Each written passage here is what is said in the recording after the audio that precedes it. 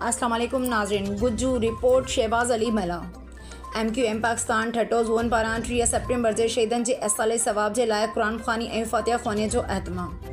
MQM Pakistan ठटो zone जे अहतमाम हेड rest house filter plant घारो में 30 September जे शहीदनि जी असाले सवाब लाइ क़ुरान ख़्वानी फ़ातिहा ख़्वानी दुआ जी तक़रीब मुनक़द कई वई।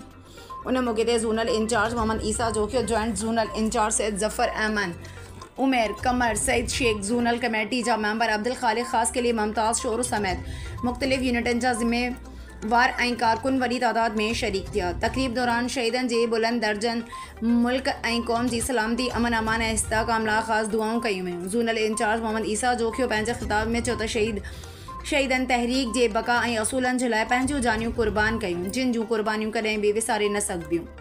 हिन चयो त MQM पंहिंजे शहीदनि खे कॾहिं बि न विसारींदी ऐं उन्हनि जे मिशन खे जारी रखंदी। ज़ोनल इंचार्ज कारकुननि ते ज़ोर भरियो त हू शहीदनि जे नक्श क़दम ते हलंदे इतिहाद, तंज़ीम ऐं क़ुर्बानीअ जे जज़्बे खे ज़िंदा रखनि।